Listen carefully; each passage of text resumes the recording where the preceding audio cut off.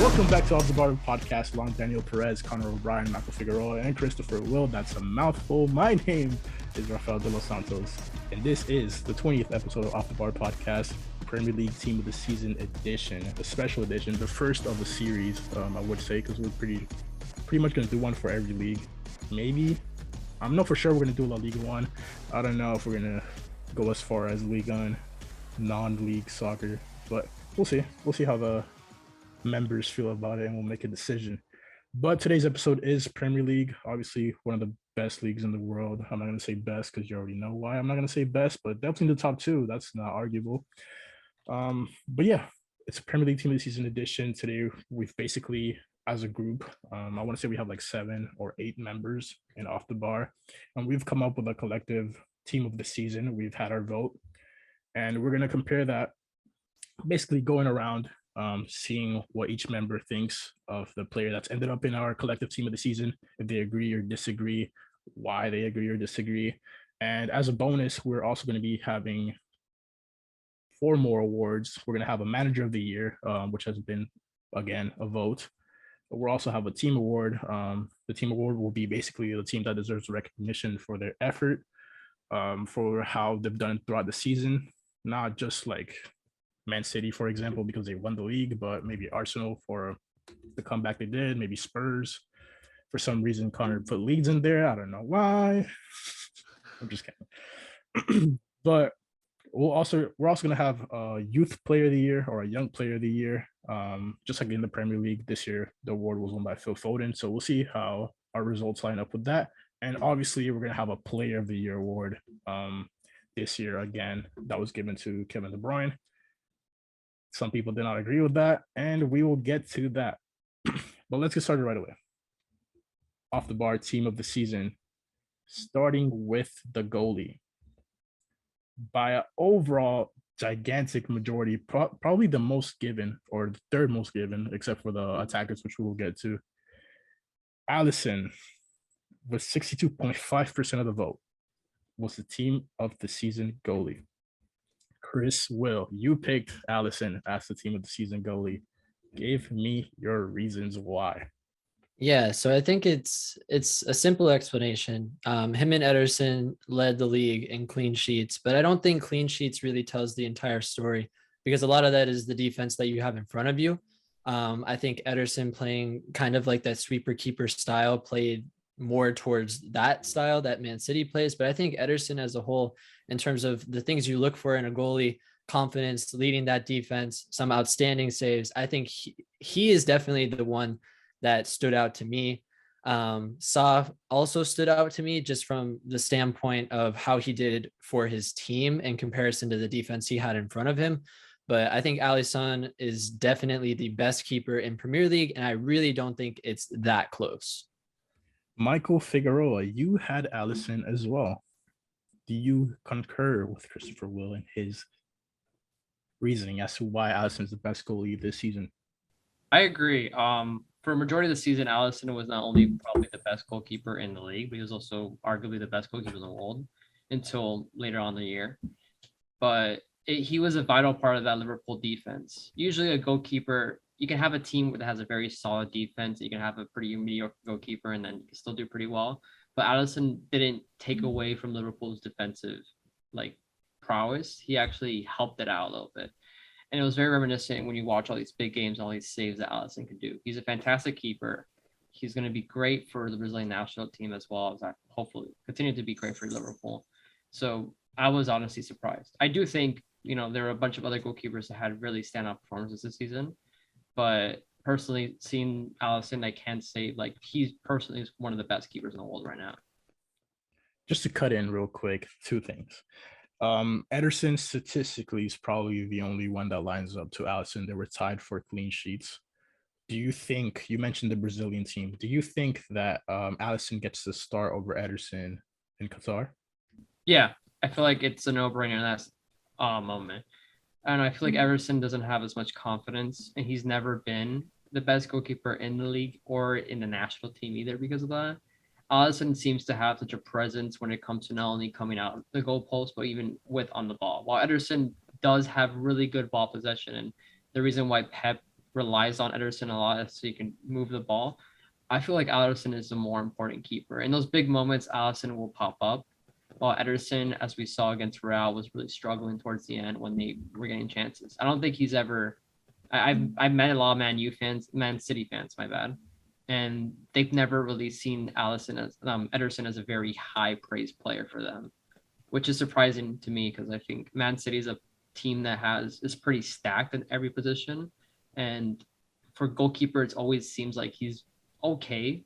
Like it reminds me very much of Victor Valdez for Barcelona. Like he was never the best goalkeeper in the national team. He's always good with the club, and he's pretty decent in the club. But if you put him compared to like his rival and his compatriot in the same league or in the same club, national team, he's not going to be as solid. Yeah, and like a record scratch. You said Alisson was the best goalie at some point in the world. Yeah, I think after watching the whole season, When I think Courtois is a better goalkeeper. But I think throughout the season, Courtois was a better goalkeeper, but we're not gonna. No, and honestly, throughout the entire season, I don't think Alisson was ever the number one, because I think even if you go like the past 365 days, whatever, there was a stretch where Donnarumma was the best coming out of the Euros. There was a stretch where Mendy was the best coming out of, Champions League from the year And before. AFCON. So exactly. So I don't think there was ever a point where Alisson was number one, but I think he's consistently been at least number two in the world. And I think he's maintained that consistency. There's just been different number ones at different points in the year. I think you could argue Alisson was probably the best after Liverpool won the Champions League a couple years ago. I think that'd be the only time though. Like it's not super recent. I disagree. I don't know. I've seen Alisson as always a very solid keeper, and he doesn't really make bad mistakes as a goalkeeper, and I think that's the most important thing Liverpool need. Obviously, he has a very good defense in front of him with Matip and Van Dijk, which we get later on, but he's very solid as a keeper. I also understand what you guys saying by Mendy being a great goalkeeper at the beginning of the season. If Mendy would have kept his consistency with Chelsea throughout the season, I would have argued that Mendy would have been the best goalkeeper in the league, but he kind of fell off a little bit. But Chelsea had their own struggles on and off the pitch, so I think that's what contributed to it. But in general, I think Alisson has been consistently a good keeper, and that's the reason I rank him very highly, is that he's never been bad. He's always been really solid for his team, and he always helps them defensively. So in my opinion, Alisson was the best goalkeeper at one point in the world, but I don't think he is right now. I think Courtois is taking that rightfully so at the Champions League finals. Well, I mean, out of 8 votes, Alisson got 62.5% of the votes. So I'm guessing most of the people on the podcast agree with you. I do know 2 people here that disagree with you, one being myself, the other one being Connor O'Brien, and we just happen to agree on who we disagree with you with. But Connor O'Brien, take it away. Who do we? You speak for both of us. Who do we? I mean, you can say a lot about Alisson's season. Yeah. He did lead the league in save percentage too, something that wasn't brought up. But what you can't really say about Alisson is that his defense didn't save him a lot. I mean, we're going to be looking at like other defenders in here in a bit, but like those picks they're going to be Liverpool picks in the defense. If you look at someone who like statistically did it on his own, was responsible for saves, all that, Jose Sa was vital to Wolves. Wolves had one of the best defenses in Prem this year. If you look at Jose Sa, especially his stats, like those stats tell such a story about how good he was in goal. Jose Sa led the Prem in goals prevented with 8.5 expected. So that's expected goals allowed in versus actual goals allowed in. This comes from, I believe this is from Goal, the statistic I'm saying. He was expected to let in 47.5, let in 39. So that's 8.5, right? Number 2 on their list is David De Gea, sorry, with 2.8. He saved 5.7 more goals than second place. That's a lot. That's like 2 or 3 games worth of goals. In terms of save percentage, Saw was second in the league in save percentage at 75 compared to Alisson 76. Like, basically, in my opinion, like best player on Wolves, one of the best defensive teams, goalkeeping wise, carried them. I just think statistically, Jose Sa probably has a better case than Alisson. I think Alisson probably gets it because of like Liverpool and their defense. Yeah, I think there's an argument to be had when it comes to the goalkeeper position in terms of how good is the goalie or how much does goalie contribute to the team as compared to how much the defense does kind of like the goalie's work for him. I agree with Connor. My pick was Jose Sa coming out of Wolves. Obviously, Wolves ended up being 10th in the league while Liverpool got second. But again, it's a Wolves team that lost like Nuno Espirito Santo to Spurs over the summer. They lost Diogo Jota, who turned out to be one of the leading scorers in the Prem over the summer as well. They lost Adama. They ended up being 10th in the league, only 5 points away from Europe, only 5 points away from West Ham. And Jose Sa was a huge part of that. It was his first year in the Prem after coming over from Greece, bro. Like, as compared to Allison, who's been playing in the Prem since 2019, I believe. They got him right after Karius had the debacle in 2018 Champions League final. He was also tied 6th in clean sheets with 11, behind only like the usual suspects, the top 6 goalies: Allison, Ederson, Lloris, Mendy, Ramsdale, guys that we expect to be better. Why? Because they have better teams, better defenses. Not only that, better midfields, not only that, better attacks. So they're not receiving as many shots. And it all comes back again to the argument of like, is it the goalie? Is it the defense? Like, do they make each other? How much does the goalie play more part in how the defense does? Does the defense play more part in how the goalie does? Who knows? But Jose Sa also had 7th, like Connor said, I think he mentioned it already, 7th in saves per 90. No other player mentioned in the top 15 other than Lloris in that stat. He was the goals prevented leader, like Connor said. And again, like Connor mentioned, that's expected goals on target as compared to how many he actually saves out of those. So basically, how many goals were supposed to go in because of how good the shot is and how many of those he actually saved. He was a leader. And like Connor said, De Gea was second place, and it was by far Jose Sa in that stat. So just because of that, and because of the team that he plays on and how less reliable his defense is, I went with Jose Sa. But Addison, to me, is definitely like what I would say is the best goalie in the league. Again, to me, that's always going to be mingled with the defense. Like, there's no such thing as like, I don't know. It depends on the goalie, I would say, because like, is Courtois a really good goalie because his defense wasn't that great this season? Like, but it depends on the goalie, depends on the team. I think what Jose Sa brings to Wolves is not what Allison brings to Liverpool. Bigger teams need goalies that don't make mistakes. Smaller teams need goalies that save goals. Like, that's supposed to be a goal, he saves it. Again, Liverpool, Allison does that for Liverpool, but just not as much as Sa. So I had to go for Sa. Do you think he can keep that up in Qatar? Is he starting for Portugal? I don't think he's starting for Portugal. Patricio still starts for Portugal. If Jose Sa were to be given the chance, I don't see why he wouldn't keep it up. But I know that Rui Patricio is like the staple goalie of Portugal since like Euro 2016 or something.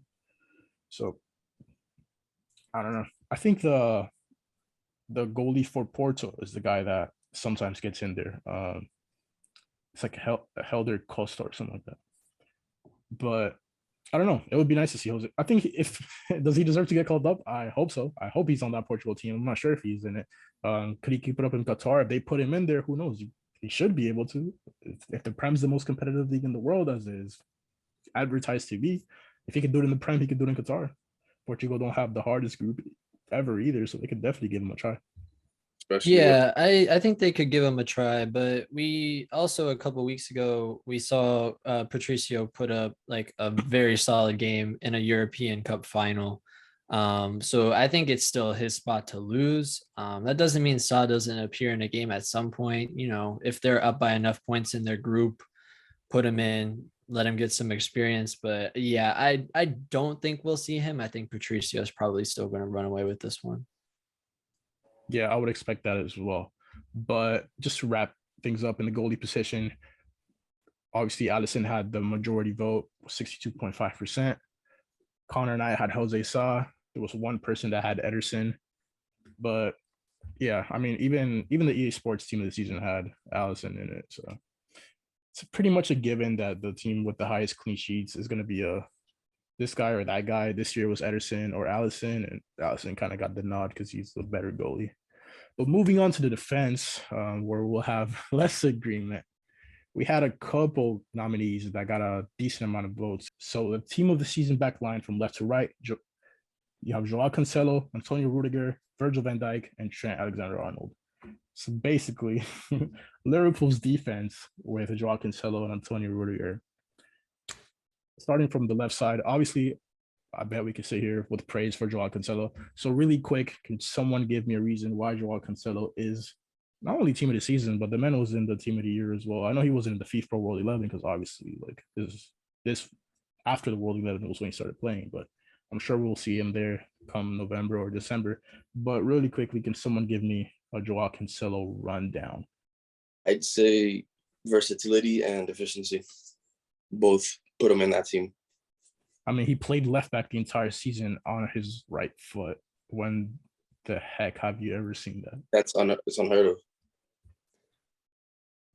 In the end, top 5 in interceptions. I mean, top 10 in interceptions with 59, leads the league in passing, and he's 7th in tackles with 83. I don't think there's a more versatile defensive player than Cancelo. Yeah, on a team that's tied for goals allowed, tied for clean sheets. I mean, efficiency, not only efficiency, but the results to show it. But moving on to another player that made the back line for our team this season, and I'll let Connor take this one away, even though I can speak on it now since he came to my team, Antonio Rudiger. I mean, he will very much be missed. He was one of my favorite Chelsea players. I've been mourning. It probably wasn't his choice to go. It was kind of a situation, but I digress. If you watched Rudiger play at all this year, absolute force defensively. I genuinely think he was the best center back in Prem this year. He locked down so many guys, like especially on that right wing too, given our limitations with defensively, like having Marcus Alonso there, having like Pulisic or Hudson-Odoi playing there out of position, like that. And then he's going in, he's pocketing Salah, he's pocketing whoever's on that right wing that needs to be pocketed. He's been electric, pushing the ball up too. He's been great. He's got a lot of goals for us so far. He was so vital to Chelsea's defense, and he played so well throughout the season, both defensively and for a center back offensively. I think he needs to be in the list.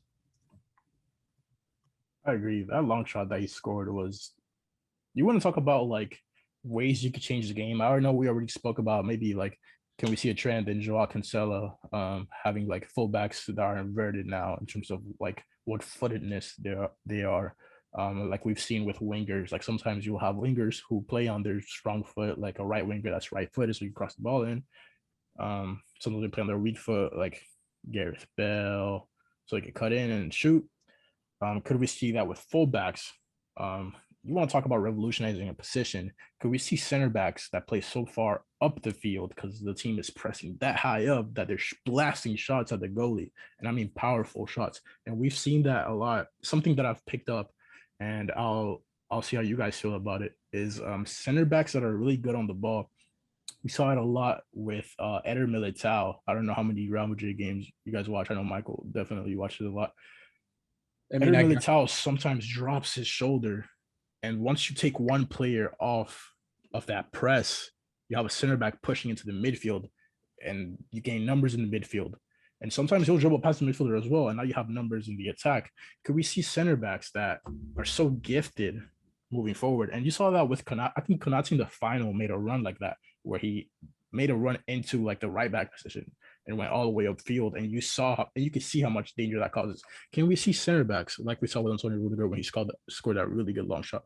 Could we see center backs that push so far up the field that they're an offensive threat, almost like a secondary midfielder, sometimes a secondary striker, dude?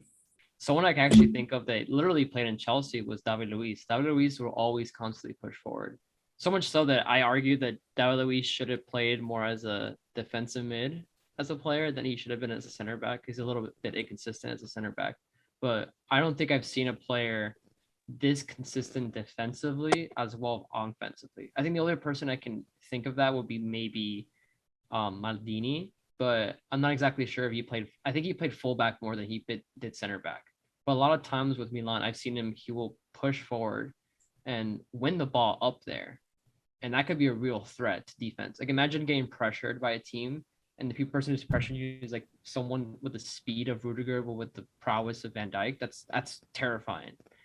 I think a lot of it is going to come down to honestly, like how they're just brought up, whatever system that is. I mean, it's a little interesting to see Rudiger as a German doing it, but I think the first three people that come to mind in terms of center backs that are skillful on the ball, we named Militao, we named David Luiz, and then you could even put Marquinhos in there. But they're all Brazilian. I think nationally, like certain positions are just built a certain way. Like I don't think you're gonna get someone from the Netherlands, for example, that's gonna play like that. Like Van Dijk isn't gonna play like that. De Ligt is not gonna play like that. But I think it's just kind of culturally how you're brought up. I think certain like regions of the world are just like more skillful on the ball, and other regions are like the center back is your brute, your biggest guy who's gonna knock anyone over and play very differently than like other places in the world. So I think you see that with Brazilians versus Europeans, but it is interesting that like Rudiger is like a different type of player being a German. Yeah, I get what you're saying. Styles of play in countries tend to be different, not just in a stereotypical way where like, oh, all Brazilians are 5-star skillers, but you have Spanish players who tend to breed a lot of midfielders who are really good on the ball, box to box guys. You have a lot of wingers coming out of England now that are really skillful on the ball, just as much as you see Brazilians who are really skillful on the ball, because there's different soccer cultures in a way, and different ways the game is viewed in different countries. But I do think it's an interesting point to see how Real Madrid end up using Antonio Rudiger, because he definitely has a shot, man. I think he took a couple shots against Real Madrid as well, and especially since they have David Alaba in that defense, and I don't see Militao getting benched, and I don't see Ferland Mendy getting benched. So maybe someone ends up going to that Real Madrid midfield, whether it's Alaba. I know Rudiger is not going to play midfield, but we'll see what happens. I think it's definitely something interesting and something we could watch out for in the World Cup. Because I think Germany likes to play 3 at the back now, right? They're kind of playing like a 4-2-3-1. It's weird. Like they play Jonas Hoffman right wing at right back now. It's just yeah, but that's Nations League. It's a weird stuff with the German team, but yeah, they still play. They have played like a back. I think they played a back 3 at the last Euros. Yeah, they played a back 3 and like they had like Robin Gosens like left mid, kind of like a left wing back kind of thing. But yeah, going back to the team of the season, like we said, we have Alisson in goal. We already talked about Joao Cancelo, who was basically a unanimous decision. Antonio Rudiger is up there. Going to the next 2 players that we have on the defense, these 2 guys received this. They're tied for the second highest amount of votes in the defense, with basically 75% of you guys picking these 2 players. We have Virgil van Dijk as our other center back, and we have Trent Alexander-Arnold as our right back. Can someone take it away with Virgil van Dijk? Because I did not agree with that one. I mean, if you watch in my opinion, he was the best defender on what was, in my opinion, the best defense in Prem this year. He's always consistent. He's always, in my opinion, like sans him getting hurt that year, like every other year to me, since he's gotten to Liverpool, he's been one of the best, if not the best center back in the world. Last one from recent memory, that was a Ballon d'Or nominee. He's a force. He's a force. You cannot get around him. You really can't. Like, in terms of like, it's basically the same reason I voted for Rudiger. Like, he was so good defensively. Like, I feel like I have to put him in the list. For me, it was just that Van Dijk is so good and so consistent that you don't notice him. That's my problem with Van Dijk, which is not a real problem, because that's exactly what you want. Someone so good that you're like, yo, he's just there, he's doing his job. I know he is, but it's the Maldini quote. I think that's Maldini who said this. If I have to make a tackle, I made a mistake. Yeah. That's Van Dijk every play of every game. He never has to make a tackle, really. Like, it's so rare you have to go for in. Me, just because I know that me picking this team this season doesn't mean anything. Like, I'm not gonna get heat for it. Like, I don't work for Sky Sports. Like, I'm not gonna have people coming down on my door. I didn't pick Van Dijk. I know he's great and he could have easily made this team, and he probably should make this team. But to me, it's what I just said. I just don't see him on the field. Champions League final. What did Van Dijk do? Nothing. Scoring multiple goals. Dude, I don't remember that. I think he played really good against Benzema. He limited Benzema as much as possible, which is something that's very hard to do. Dude, 'cause the everybody way that says Benzema that. moves off the ball is I- really good. I don't think disagree. stop I think what Benzema. really limited Real Madrid's attack, even though they did win, was that Liverpool had the ball the whole game. In my opinion, if we talk about Champions League final, I don't think they neutralized each other. I think Benzema did his job. I think if Benzema's goal would have stood, are we really gonna say that Van Dijk neutralized Benzema? No, bro. He would have scored one of 2 goals scored that game if that even happens. Because if that goal's given, who knows how the game turns out. Whatever. I think that Benzema was able to play with his back to Van Dijk. He dropped into the midfield and distributed the ball otherwise. I just So think that Benzema Liverpool had the Benzema ball. scores that goal in the Champions League final. Are you blaming that goal on Van Dijk? Okay, so the way that the goal got scored was over the top through ball to Karim Benzema. Karim Benzema fake shot at Andy Robertson to the netherworld, took Allison out for a dance, and then absolutely missed a pass. Then Valverde deflection, boom, Benzema scores. That ball got played over the top. I mean, the thing with that's amazing about sports is that sometimes the defense doesn't matter. We can talk about other sports, dude, have you seen Steph Curry get guarded? The guy's right in his face. He's stupid far away from the basket and he still scores. Sometimes you just get beat because that's just what greatness is, especially in the Champions League final. It was a perfect ball over the top, perfectly timed run, perfectly timed touch. It was a perfect everything. So can you blame it on Van Dijk? No. But who else are you going to blame it on? I mean, in the end, the way Benzema would have scored would have been off of some freak deflection. Enough happened that Benzema didn't feel comfortable enough to even shoot it on the first attempt. So it's is it good defense? Is it good offense? Was it a bad decision on Benzema's part? There's a lot of Yeah, that's if we want to stay we have to stay on the theoretical because what happened is what happened, and everything that we're talking about is things that didn't happen. So is it Van Dijk's fault? No. But if you're Virgil van Dijk, one of the best defenders, top 2 center backs in the Prem, you want to be felt. But again, it's the same thing with the goalie, like the goalie decision. Is the goalie that we pick the best goalie because of how good the defense is? It's arguable. Same thing with Van Dijk. Is Van Dijk a top center back in the league, even though we don't feel him 90% of games? Maybe that's what you want from your center back. It's an arguable thing. But like I said, in the spirit of just picking teams and having fun, I didn't pick Virgil van Dijk. I picked a back line with a bunch of fullbacks, and my only center back was Antonio Rudiger. But I agree. I don't disagree with the Allison pick, and I don't disagree with the Virgil van Dijk pick. I just picked guys that I felt had more impact. That's my opinion, Jurgen Klopp surely doesn't go to the locker room hey, Van Dijk, I need more. No, bro, you defend if you have to defend, because you also can't defend if no one comes at you. And that's what happens to everyone that plays Liverpool, other than Man City. But if you look at the Man City games, they concede every game, but I'm not gonna get too far into that. But I agree. If Van Dijk is given a spot, I'm fine with it. I won't fight it. There'll be plenty of fights with the 6 positions or the 7 positions left. Speaking of, right back, Trent Alexander-Arnold, Conor O'Brien, Reece James. As the lone person who picked Reece James, let me defend Reece James. Okay. Trent had 14 goal contributions this year in this season, right? 2 goals, 12 assists. Reece James had 5 goals, 9 assists. Same amount of goal contributions. Reece did this in 10 less starts. He had 4 sub appearances that weren't starts, so 6 overall less games. Furthermore, Reece James is a lot better defensively than Trent and shows that every game he puts in a shift every single game. Same amount of goal contributions in less games, plus defense. I just think he had a better season than Trent. And I think if he would have gotten to play the whole season, he would have shown that. As someone who doesn't watch every Chelsea game, so maybe my opinion doesn't matter, but as someone that does watch every Real Madrid game, and Real Madrid just happened to run through Liverpool and Chelsea, they are both just as good defensively as Lucas Vazquez. Literally, you know who Trent defends like? Lucas Vazquez. I don't care what you say. If you watch Lucas Vazquez, that's the guy. I couldn't put my finger on it. Who does Trent defend like? How bad is he actually? Lucas Vazquez. Trent That's is how not. bad he is.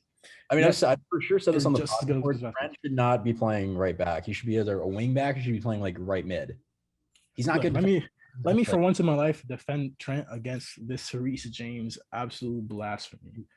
Yes, Trent had Kyle Walker. Look. Sans Kyle Walker. If you don't think Reece James is the best right back in Prem, you don't watch Prem. That's it. Bro. Like he's incredible. Okay, He's probably Chelsea's best player, to be honest. Maybe this season, maybe Sans Rudiger, maybe Mount, but James is better than Reece James. Mendy transformed your team. If you had a Kepa, you wouldn't even be a thing. Well, Kepa's like a net minus, to be fair. Like we could have put like a solo cup in goal, and that would have been better than Kepa. Listen, sure they have the same amount of goal contributions, and Reece James played less games. Trent Alexander-Arnold, number one, most chances created in the Prem from right back with 90. Closest is Bruno Fernandes, Kevin De Bruyne. Doesn't matter. He's creating chances for his team. That's what fullbacks do in the modern game. Number one in the Prem. Number one in expected assists. Number one in expected assists per 90. The list goes on of like little stats that Trent just leads in. Yes, they both suck at defense. And that's why Liverpool didn't win the Champions League, literally. That's why they conceded. Let's not say that's why they didn't win. That's why they conceded and let Vinicius score. That's happened. To me, Trent Alexander-Arnold, how good he is on offense throughout a season, definitely puts him in the team. There's no way I'm putting Reece James over Trent Alexander-Arnold in the team of the season. Zero chance. Trent Alexander-Arnold was one of the best players in the Prem. Yes, he is not that good at defense, and he plays right back, given. But in the length of a season, not just a game where you can say like, well, would I rather have Reece James or Trent defend Vinicius for this game? That's different. The length of a season, I'm taking Trent all day. We're talking about one of the best to me, I don't know. Maybe De Bruyne's the only one that gets close, but one of the best passes in the world, and obviously in the Prem. Like I said, chances created and assists, like coming out of the right back position. Just what he does for Liverpool is definitely way bigger than what Reece James does for Chelsea. I know you said that Reece James is probably Chelsea's best player, but what Trent does for Liverpool is grand compared to what Reece James does for Chelsea all day, in my opinion.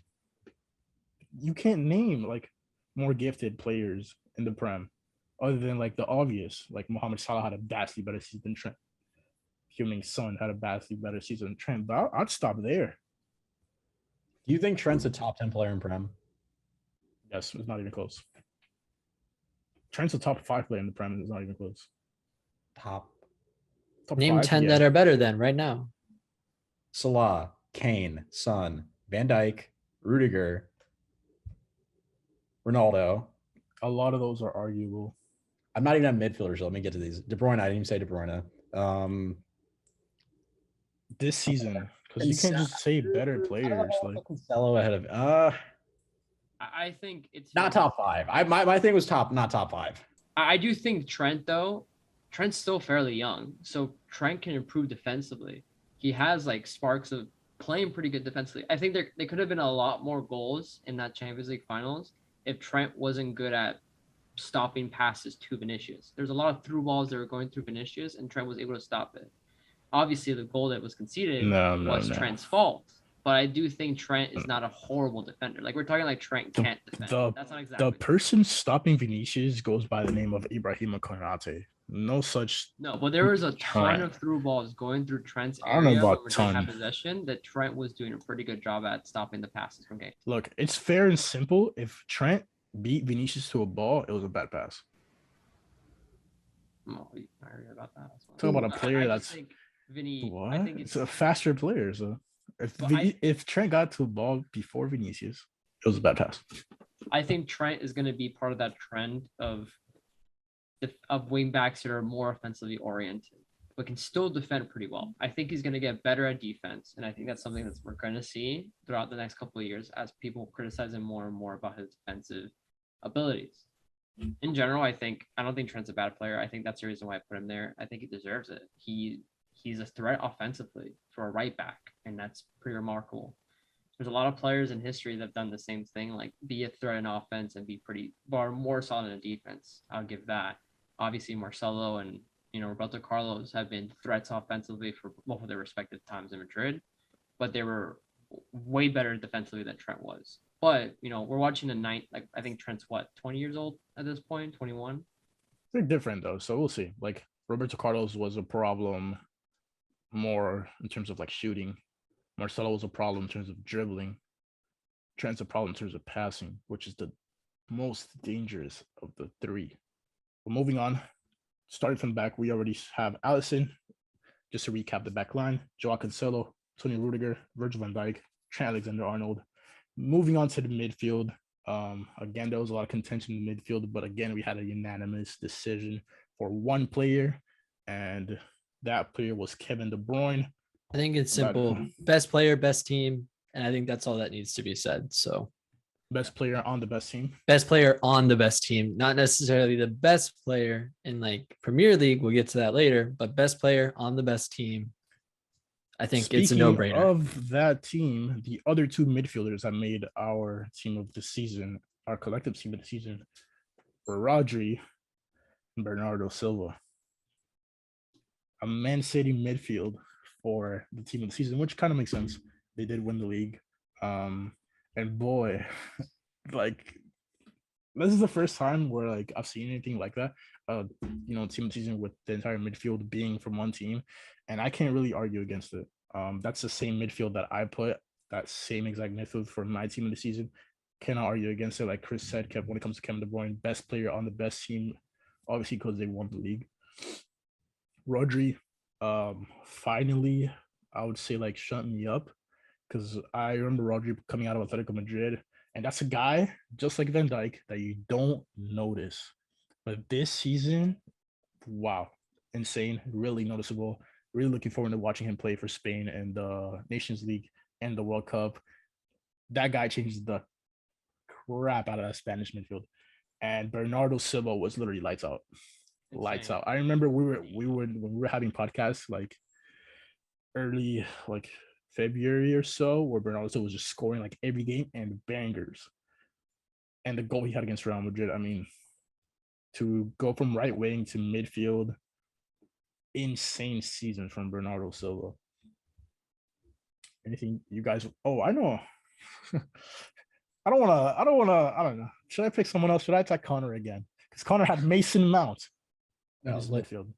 That's the This only is one the that's best argument I have for any First player. Reece James, then Mason Mount. Ladies and gentlemen, there is a trend. I see some bias there. Listen, I know it's a little biased as a Chelsea fan, but I think my bias is maybe more in Rudiger, because Mount and James both deserve to be in this 11. Mount, if you look at Mount specifically, like even if you're comparing him directly to Bernardo Silva, Mason Mount, 11 goals, 10 assists, 21 goal contributions. 9 more, that's 9 more than Bernardo Silva. 3 more goals than Bernardo Silva, who had 8. 6 more assists than Bernardo Silva, who had 4. He carried Chelsea the whole way through. I think, and honestly, if you're not going to put Mason Mount in the squad, the only thing you could say is that he played a lot of games at right wing. That's it. Like, to me, he was so crucial how Chelsea played. The only midfielder that's ahead of him in goal contributions is De Bruyne. And the only reason De Bruyne is ahead of him is because he had 4 goals on like the 36 match day. Like, if you're looking at Mount, like the only players that had more goal contributions than Mount, Salah, Son, Kane, De Bruyne, and Gerard Bowen somehow. Like, he's 6 goal contributions. Because West Ham had a solid season. That's Gerard how. Bowen's filth. Yeah. West Ham could have done better, in my opinion. But We'll get to Gerard. They should finish your Europa League spot, but I digress. Yeah, Mount deserves Understandable. Mount deserves Understandable. Chris Will matters. James Madison. You picked him. Why? 8 assists, 10th in the Premier League, 12 goals, 11th in the Premier League. Top 11 in the 2 very important categories for a team that had 0 expectations. I would argue that 20 goal contributions for Leicester City is probably better than 21 for Chelsea, given that who he's surrounded by, in my personal opinion. I think we saw major leaps in Madison's game from just the season before. I think he played beyond his years. If you've watched, like, I don't know, like the way he was like just took control of that team as a 25-year-old, like Madison was like the thing for Leicester City, and that was the like one of the few things they had going for them. And a season that wasn't great, I think Madison was the bright point for them. And at only 25, like that's something they could build upon, in my opinion. And I'm not saying I disagree with anyone else in that squad. I think midfield was the most contentious position in this. So I decided to spice it up a little bit, but I'm going to stand by the opinion. And both of you had Declan Rice. So 30-second pitch. Why Declan Rice? He did everything Rodri did this year plus leadership. Nah, he's tripping. He's bugging. And on top of that, he's Let's be real. really young talent. He's only 22 He's years old. bugging. He's It's all 22 great. years He old. didn't do what Rodri did. That's his madness. Let's No, relax. I think he was great, and he was really he stood out a lot this year, and it was basically kind of like a breakthrough for him, where his name was a lot more frequent in discussion. So I put Rice for that reason. He's 23 years old. He has a lot more football to be played, and he played for a West Ham team that could have done better personally towards the end of the season, and they did pretty decent last year. And they made a nice run in the Europa League. And someone of his value, he's already like at what 7? He's worth a lot of money at this point. Prem tax, English With tax. the English how it tax. goes. He was gonna do great in a couple of years in Man City. Hopefully he doesn't go to United. But the only other pick was good old Daniel Perez, who picked Fabinho. Daniel, why? Because I see Fabinho as one of those hard workers on the team. Name me one midfielder on Liverpool that works harder than Fabinho. I'm picking Creative. Fabinho. Yeah, I'm picking Fabinho over Thiago this season, but I do have to take Rodri over everyone we mentioned. I do have to take Bernardo over everyone, but I just like Bernardo. Like, I like the way he plays.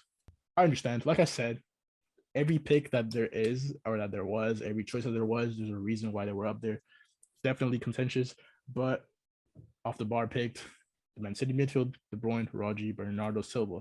Moving on to, I guess, the least, should be the most exciting because he's the attackers, but the least. There should be no contentious one. competition here. Like, I think it's so clear and obvious.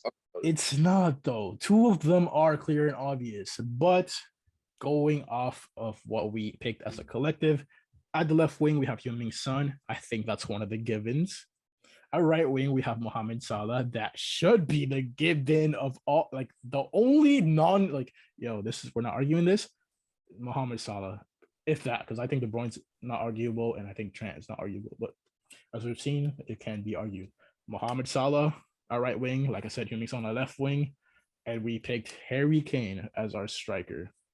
Now, I disagree with this, but I think mine's an interesting take, so I'll leave it for kind of last. But Michael, you had the same one as them, or you had Cristiano Ronaldo? No, I had Ronaldo as my striker. Cristiano Ronaldo over Harry Wrong. Kane. Just flat out wrong. Just flat out wrong. Like, no. Why?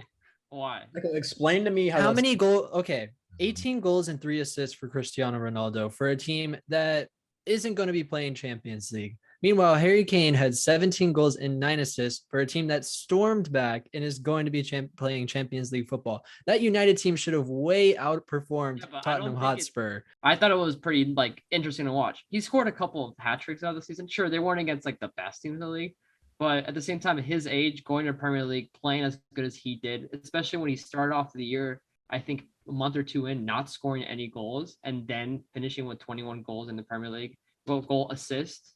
My bad. He played pretty good, and I think he deserves recognition for playing in a horrible team and basically being the only good thing in it and being a lifeline. And I just want to point this out because it made me really upset. It upsets me so much that Man United fans are like, "Oh, we'll be doing better if we didn't have Ronaldo." No, they were not performing this year. Man United was an atrocious team, so him performing that well for a team that should not be in Europe, period, and gunning them into Europa League at least was astonishing to watch. Why shouldn't they be in Europe? Because they're period? horrible. Their defense is lackluster. Their midfield. What was the difference between the team this year and the team in just the last few years that has been in Europe? It's managed. It's basic. Well, I also think there's a couple other things I would argue contribute to it. I did think in other seasons where Man United were performing pretty good in the Premier League, the league was also lackluster. Like last year, they got second place while Liverpool was obviously struggling with injuries, and City kind of ran away with it, and Chelsea just kind of had Lampard, which is basically having injuries too, as your manager. So they weren't doing so well. So the only other competition in the league was City, who was obviously going to win the league that year. So, and then once this year, when teams got more competitive towards Man United, they flat out just fell and they weren't performing well. I think it's a mixture of poor like midfielders who don't really care to play very much. I don't know what it is about Pogba, but Pogba either wants to be the best midfielder in the world one day, or the next day he doesn't want to be the best midfielder in the world. The same thing with like the defense just falling apart, where Maguire was just pretty abysmal sometimes. It was really hard to watch, and obviously, if you go on TikTok, the memes were everywhere about how poor Maguire was. In general, I think United was just very, very bad this year, and they didn't deserve to go into like Europe, in my opinion. And I would Yeah, just say my argument is that like those same players have just been there. So it's like Harry Maguire didn't join the team this year. Bruno Fernandes has been there this entire time. Pogba has been there for many years. So it's like, but they weren't performing at all like they wanted it. The last couple of years, it was the argument was when are United going to win a trophy? When they're going to win a league? Last year they got close with the Europa League. They got second in the league and get just behind City. But I always had a feeling that Ole wasn't going to be the guy for them. And once they fired Ole in midseason and appointed a new manager, I knew this locker room was going to have issues, and I knew it was going to keep showing up because United isn't there. I think it's the problem with United stems even deeper than just the face value stuff we see. I think it's also like a systemic issue in the club where they don't make good decisions and they don't let managers have all this like flexibility with what they want in their team. It might change with Ten Hag, but I don't know. I feel like they needed. He has a lot of work to be done. I had Son, Salah, Jared Bowen. as someone who put Listen. Madison in my lineup, I respect it. I respect it. Respect. How could you not put Jared Bowen in there? Put Jared Bowen in Liverpool, see what happens. Bro, the man was 5th in goal contributions and he was 12th in scoring. He would be a perfect like Salah. I kind of think he's going to go to Barca next year when his contract runs out. He'd be a perfect replacement for Salah. Bugging. Salah's not going to Barca, man. What? Money to Not pay that. resigning his contract, dude. Salah's not going to Barca. Jared Bowen, 5th in goal contributions, even though he was 12th in scoring. Insane stat. Let that sink in. He was top 3 in assists in the Prem with 10. The last 10 games of the season, he scored twice against City. He scored both legs against Lyon, and he scored against Michael's Arsenal. Like, the guy's a big game player. He played for West Ham, which I know did good this season, but West Ham is not Man City. West Ham is not Liverpool. West Ham is not Chelsea. This is not an established team. This is their first season doing, well, like second season doing like pretty good. So, and Jared Bowen was no one last season. He was like decent. He was like okay. Like, he was pretty good. He was a decent buy. I forget exactly where he came from, but I think it was the second division team. And I don't know. I thought I should put him in my team because he definitely deserves a shout coming out of West Ham. Him and Michael Antonio had an insane season. And I don't know. It stems off the fact that he plays for West Ham and the season that he had playing for West Ham. It's the same reason why I picked Jose Sa. The things that he does for his team, I think, are more commendable than like Harry Kane playing next to Heung-min Son and them literally just like score assist off each other because they're that good. Like, I know that Jared Bowen had the partnership with Michael Antonio, but Jared Bowen's not Mohamed Salah, dude. I think Bowen also showed. I mean, obviously, this doesn't go into our team of the season because it's specifically for Premier League, but even in Europe, like he had like a confidence playing in Europe, which isn't like typical for a lot of guys like that. Dude almost scored the absolute goal of his life bicycle kick against Frankfurt. Like, honestly, one of the like craziest shots I've seen, most well hit bicycle I've ever seen. Like, you don't just do that. Like, you don't do that if you're a nobody. Like, doing that in a European contest, I mean, against the eventual winners of Europa League, like, Bowen is going to be good. Very, very good. So I love this pick. I'm all for it. Yeah, just to wrap things up for the team of the season portion of this episode. Like we said, we have Alisson at goalie, back four consisting of Joao Cancelo, Antonio Rudiger, Van Dijk, and Trent Alexander-Arnold. Midfield is the Man City midfield and De Bruyne, Rodri, Silva. And up top, we have Heung-min Son, one of the most impressive players in the entire season. Mohamed Salah, who's up there for the Ballon d'Or, and Harry Kane. Moving on to the next portion of this episode, we have the Manager of the Year award. Should I? I think we should just bully Connor for the rest of the episode. Just make him. No way you said Tuchel. No way you said Tuchel. No. Well, I did say Tuchel. Justify it. Just go for it. You have 30 seconds. I'm not listening to this. Okay. Pep comes in first or second every year. Klopp comes in first or second every year, despite anything that happens. Tuchel had a war affect his team, and he came in third. Don't roll your eyes at me. Do not roll your eyes at me, Chris. Dude, give him a medal, bro. Give him a war medal. He's not managing the season, bro. I will not stand for any eye rolling from you. War medal. Tuchel, there was a war in Ukraine. Tuchel had to navigate his team through that. Lukaku decided he want to play in December. Half the team was hurt. Joel didn't play all year. James missed 10 games. A lot of guys were hurt. Hudson Odoi was playing at 5 or 6 games where he started at wingback. So under this theory, we should give Zinchenko Player of the Year because he's Ukrainian and just went through a lot. No, because listen, no manager in the Prem this year had to face more adversity than Tuchel. And how did he handle that adversity? Did you guys get closer to the top 2 spots, or did 4th and 5th get a lot closer to you? He maintained his place in 3rd, which I think. Did you get a little nervous there at the end? No.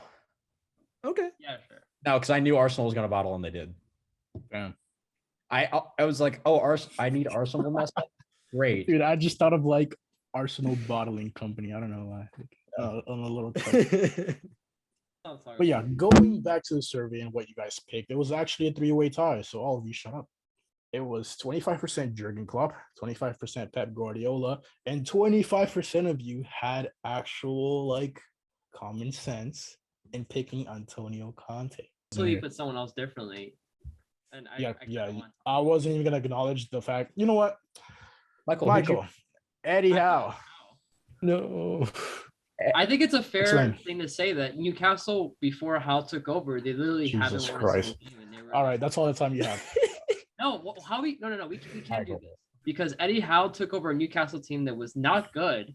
They were literally about to get relegated. They had 0 wins in November. By November 29th, they had literally 0 wins, 6 ties, and 7 losses. So you Tough. shouldn't be talking. Michael, that's tough. Newcastle came in 13th. Yeah, All Newcastle came in 10th. That's some still sense. pretty impressive. Chris, you had Jurgen Klopp. No. You had Pep. I was the common sense. Sure. Conte? Yes. No way. What a legend. Danny Luja. That's what I'm saying. I had Guardiola. All right. Go ahead. Why? How? Explain. Most of it. No, never mind. Look at the jersey. That's why. There's a Barca jersey on. What am I saying? Go ahead.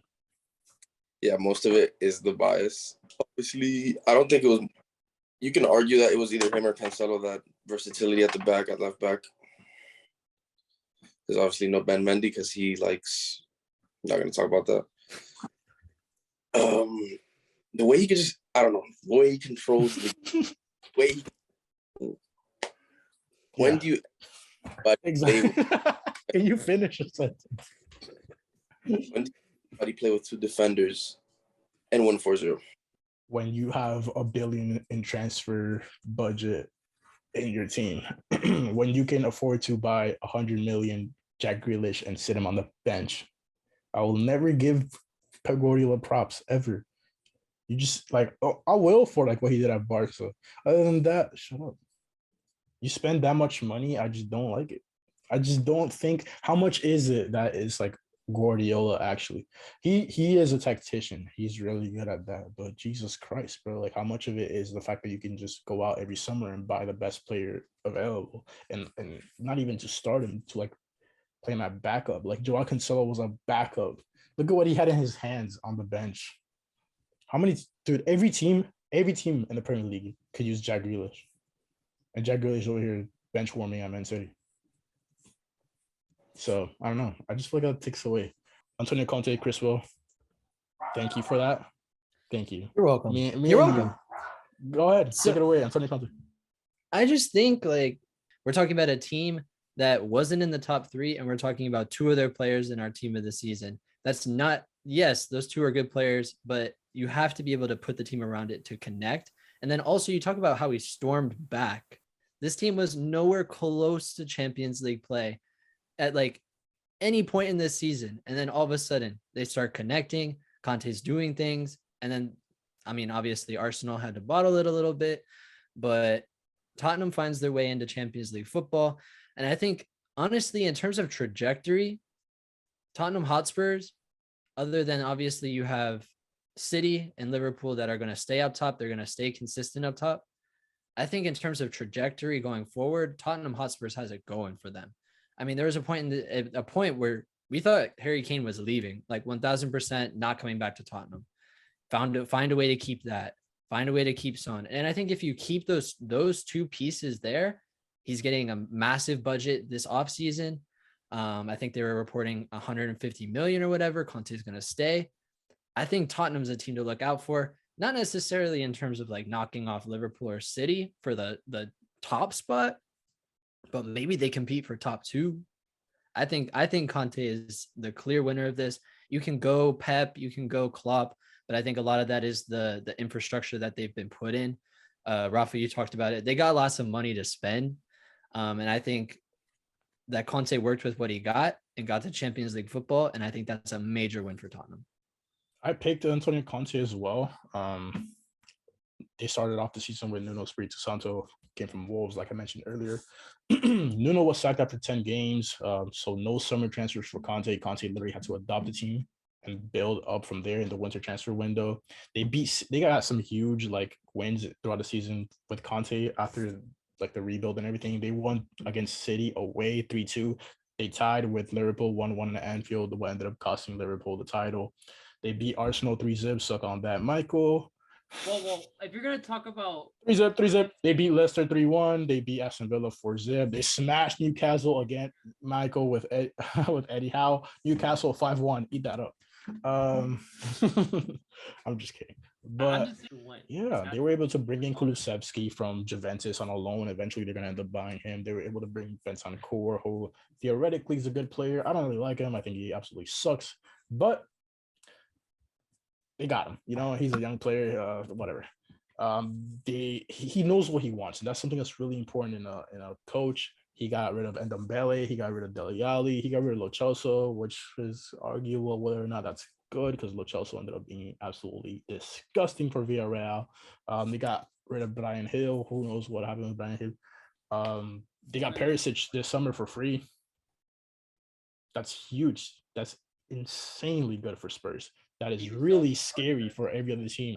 They can also now move on with, I think they're about to sell Steven Bergwijn or something. That's going to be a lot of money because that guy's young. Scary time to be anyone that's not a Spurs fan. But yeah, they were 4th in goals conceded, like in terms of clean sheets or not conceding as many goals on the table with 40. Obviously, you had like Man City, Liverpool, Chelsea on top of them in terms of that stat. But if you look at the Prem, in a theoretical Prem table, starting when Conte got hired, you'd have Man City in first place with 73 points. You have Liverpool with 70. You have Tottenham in 3rd place with 56. Arsenal in 4th place with 52. Chelsea in 5th place with 49. So move from the moment Conte got hired, we're talking about a Tottenham that's 3rd in the league, and that goes hand in hand with what Chris was talking about. The trajectory. What's going to happen next season? I think we got to look at Tottenham before. I don't know if they'd fight for 2nd, like Chris said. It would take some yeah. stumbles from Liverpool and City for sure, whether it's an injury, like things like that, especially because now they are playing in Champions League football as opposed to at one point they were playing Conference League and then got knocked out like ridiculously early. So their only focus was just domestically. So that is going to be a struggle, but I mean, you never know. Yeah, they'll fight for 3rd, and I mean they'll fight for 2nd in terms of like they'll be in third place, but they're definitely fighting for Champions League, and that's what Tottenham expects, and they've gotten that with Conte. I don't think anyone's catching up to Liverpool or Man City anytime soon, but we don't expect them to. I think a victory in the eyes of Arsenal, Chelsea, Tottenham. Who can you put in there? Man United, maybe West Ham, is to now finish in Champions League. Moving on, we have a team award again, like I mentioned, all the way what seems ages ago now. The team award is basically for merit, like what team deserves it for whatever reason. We'll have a bunch of reasons, whether it is like staying up or like Spurs comeback, Man City's ability to win the league, Liverpool's ability to like stay right there next to Man City, whatever the reason may be. Team award is to give recognition to a team that deserves, like, I don't know, they don't deserve anything, you know. I don't know. It's like I don't know how do you even explain that? An award to basically say like, dude, that team, even though they didn't win, if you didn't pick Man City, even though they didn't win, they definitely like they showed out. They did really well. They perhaps exceeded our expectations, whatever the case may be. But the votes came in, and it was actually a tie between Liverpool at 25% and Tottenham at 25%. Oh. So, yeah, I thought it was Arsenal for a second. But Liverpool, anyone in here pick Liverpool? I did. Daniel, why Liverpool? To keep up with Pep City and to only have one loss in 38 games on the season, I think that's a big merit to have to your season. I think the unfortunate thing for Liverpool is that given as good of a team that they are and as good as of a season they had, if you looked like on a game-to-game basis, the trophies they're walking away with two, and it's not the Premier League and it's not Champions League. So I think they're probably very disappointed with this season, given as far as they got in all these competitions, as close as they push things, to not walk away with a big time trophy. Obviously, FA Cup is big, but we were talking about the quadruple, and they got two, and it's probably the lower two on the list if you were to tier the trophies they could have got. Yeah. Double. Chris and I had Tottenham, obviously along the same lines as to why we think Conte should have won Manager of the Season. Michael, you had Arsenal. I'm guessing it's not because you're a fan, but probably similar to what Tottenham had. A really disappointing start to the season and a rise.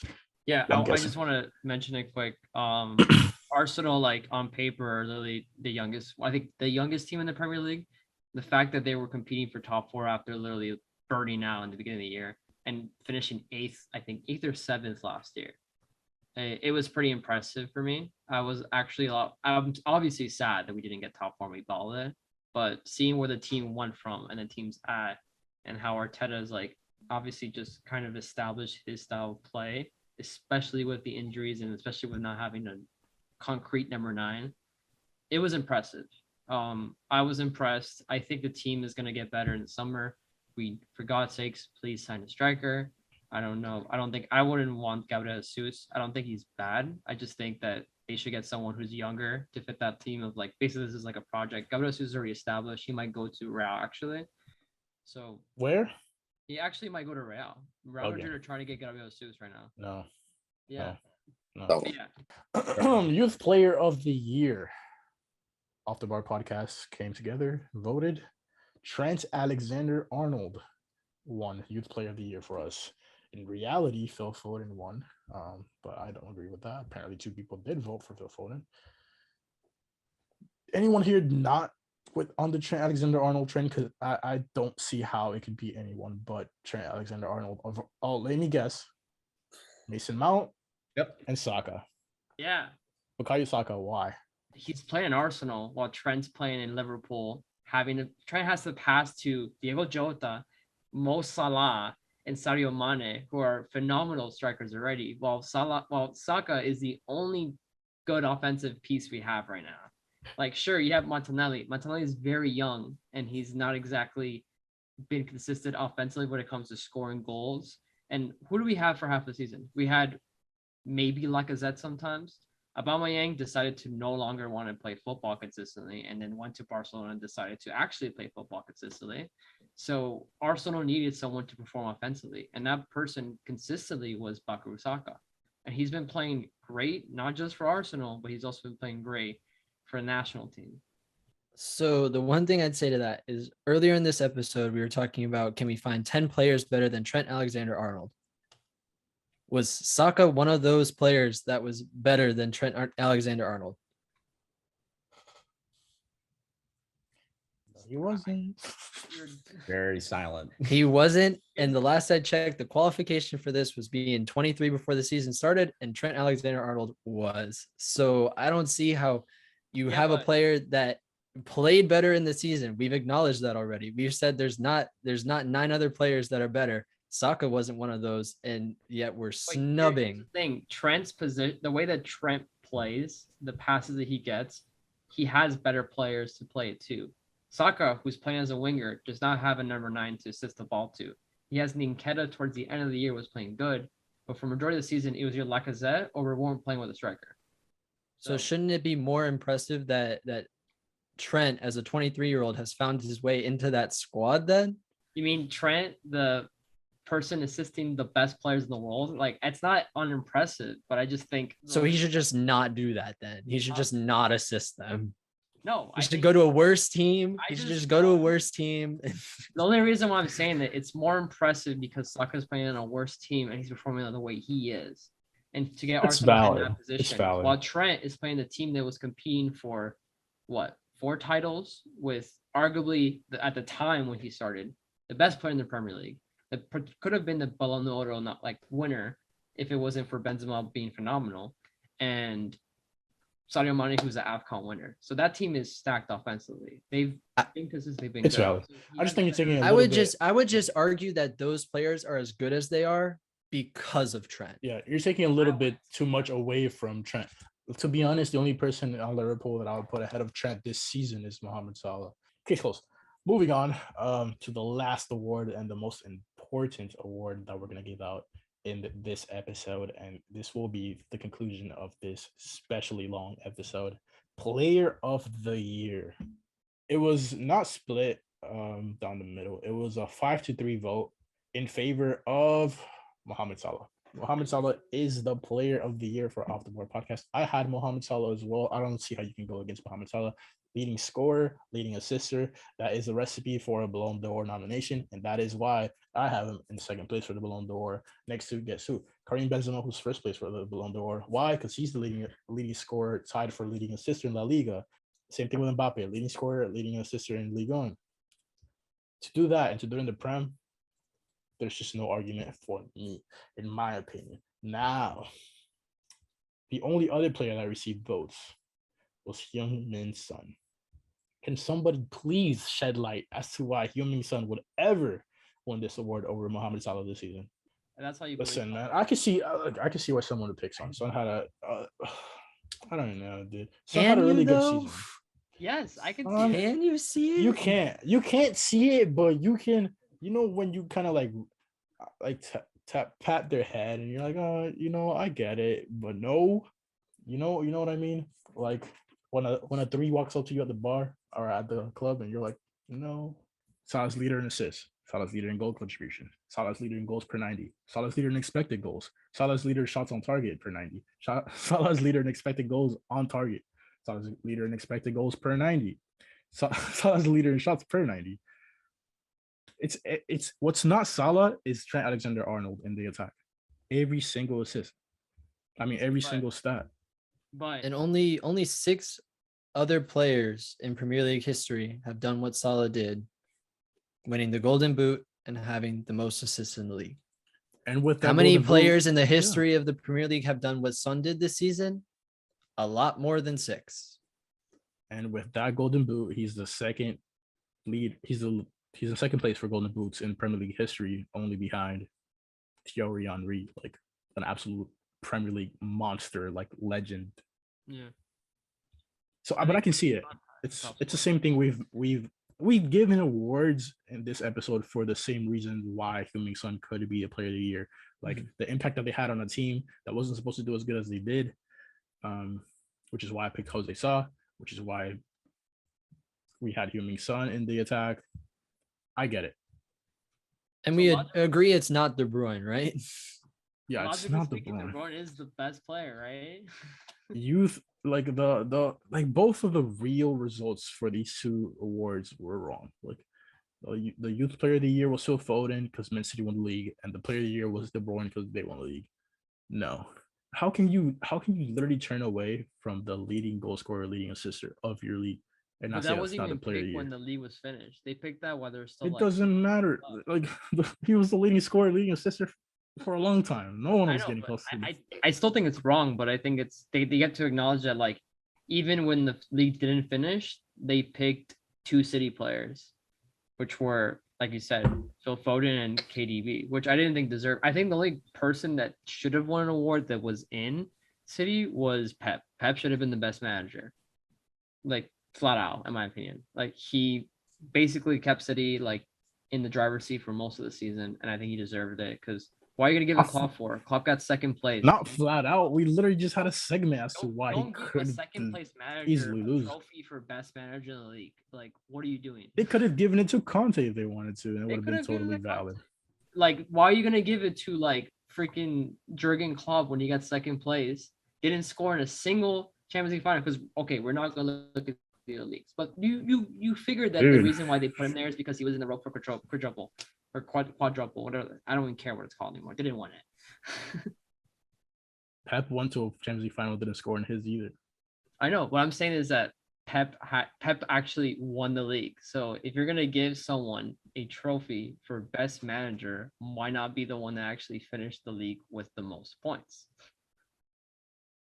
Like, why are we We giving? just had a segment on it though. There's a bunch of reasons. We just had a segment on I it. know, but I'm saying is that the league gave it to Jurgen Klopp for what reason? Maybe it's more commendable to finish like 1 or 2 points behind Man City since you don't spend a tenth of what they spend in transfer every year. That's not. Michael, That's there's a not lot of enough. nobility in coming in second. I think you're forgetting that. There's a lot of like, it was very noble of Klopp to like tie a random game that they didn't need to tie and just give it straight to Pep. Yeah, that's why he did it. But let's put it this way: if let's say instead of Tottenham getting top 4, Arsenal got top 4, would you switch Conte with Arteta? I honestly might. I probably won't. I might, because the narrative would be the same. Arsenal had a poor season to start, and then you add the youth on their team. I probably would switch them. I'd It'd still probably think the be more same thing. impressive. Yeah. I mean, I'd still think that like the trajectory is going well for those teams, but No, yeah, I agree. With in that. the end, one's playing Champions League, and that's the one I went with. Fair I'd still enough. vote Tuchel.